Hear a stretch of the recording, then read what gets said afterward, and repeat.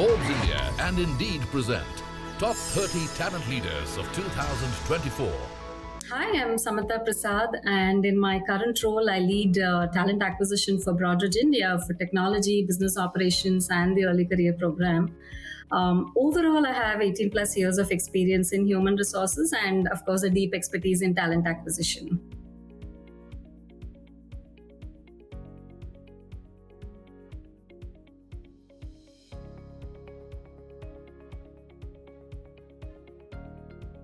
So when I was studying, I heard an organization say that, people are their most important assets. That kind of got me thinking. And it was then I understood the role of an HR, which is kind of at the intersection of the organizational needs and the people, and, how they play a critical role in driving the vision of an organization, right? And I was impressed.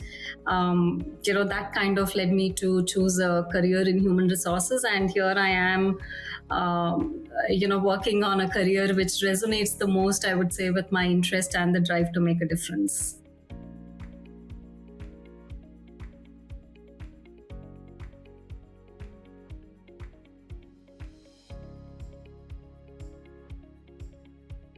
So I started my HR career in 2006 with Microsoft. For about 1.5 years, I was with them, and then I moved to Deloitte, where I spent about half of my career, almost, I would say. And I had an opportunity to work across multiple businesses, work on various initiatives, that actually led to an immense learning, I would say. From there, I moved on to Optum, which is a health tech organization, and moved into a pure tech recruiting leader role. I again there worked across various businesses, set up practices and teams there. And post that, I moved into my current role with Broadridge, and I can just say that it has been nothing less than incredible. Through my journey working with the best of the talent and the leaders.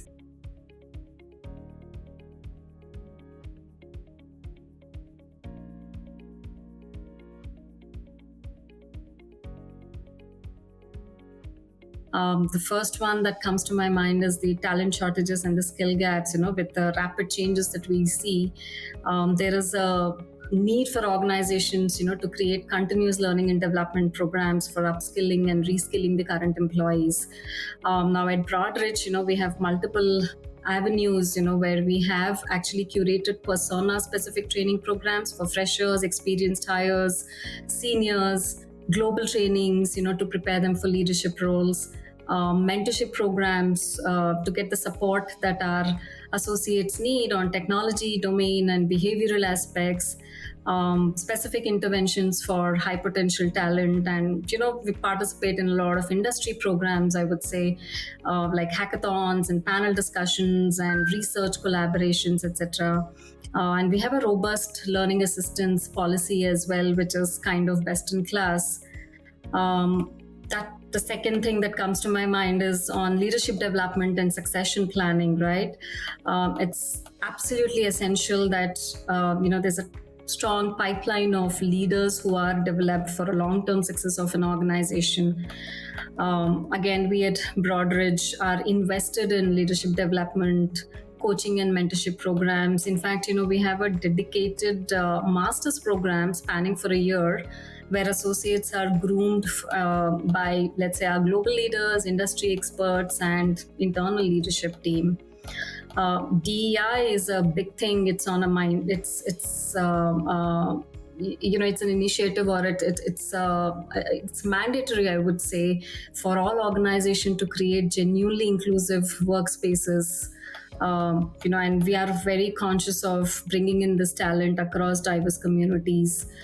We support them and encourage the ERGs, and we've implemented a lot of initiatives, I would say, to promote a culture of inclusivity through external and internal forums. We partnered with specialized diversity groups, invite external speakers to talk about and sensitize our associates, I would say. One thing that I really like is the experiential learning which we provide to our associates through our CSR programs, where we are associated with NGOs, on Pride and PWD, where associates can go and understand and experience basically. Employee well-being is another key challenge, I would say, now more than ever, and it's become a key differentiator as well for organizations. And it's mandatory, I would say, that organizations have to align their policies with the focus on creating meaningful career journeys for all the employees.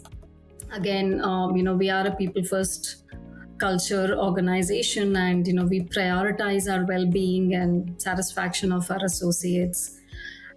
This approach, I would say, has resulted in a rich and a supportive environment where our associates feel comfortable coming up, sharing their concerns, and they're sure that their voices are heard and respected. The last thing that comes to my mind is on the remote and the hybrid work models, right?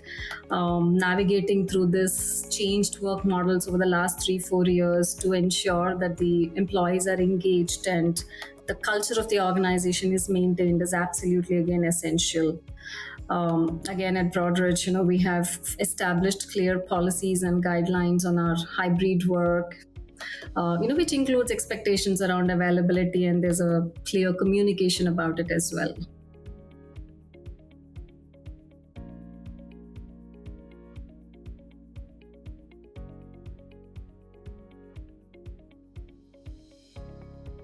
I actually believe that we are already using technology, by leveraging social media to engage our active, passive talent. And, we share our job postings.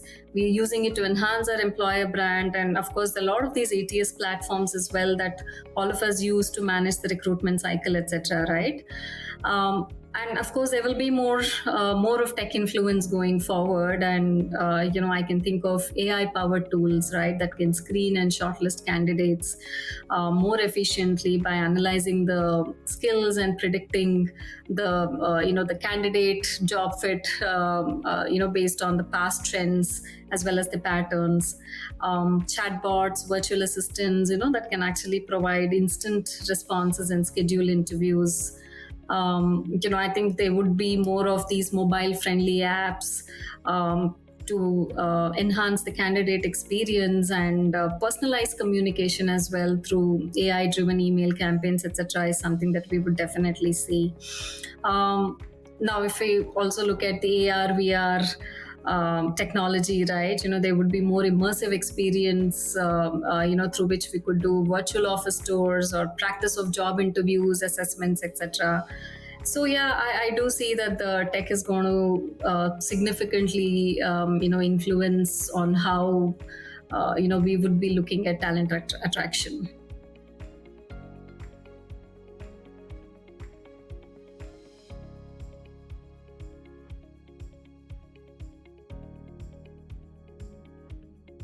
Yeah, like I said, I have worked in various organizations, and it has been a privilege, I would say.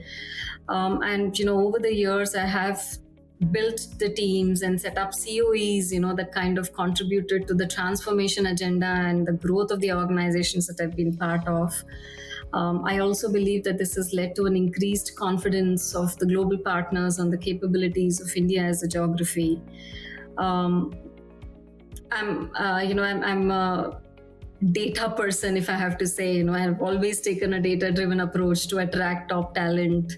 Looking at the competitive markets or the changing market dynamics. Worked on automation, streamlining of processes. Which kind of led to reduced time to hire, optimized cost, and improved experience for external, internal stakeholders. Which is your candidates and of course the hiring managers internally.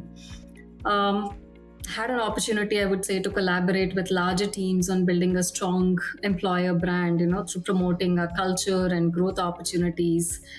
Again, over the years, I would say I've mentored and developed talent, who actually went on to become leaders in their journey, which was really fulfilling to see.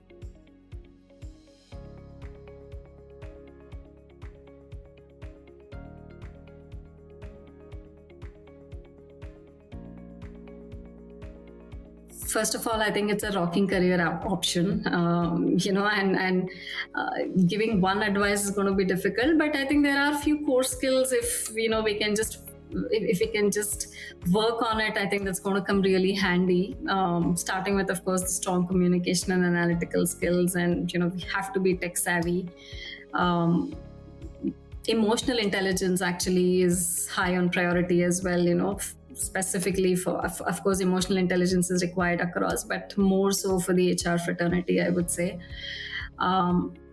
Keeping ourselves updated with the market trends, that's important. And of course, network, build relationships, and be agile. Forbes India and Indeed present Top 30 Talent Leaders of 2024.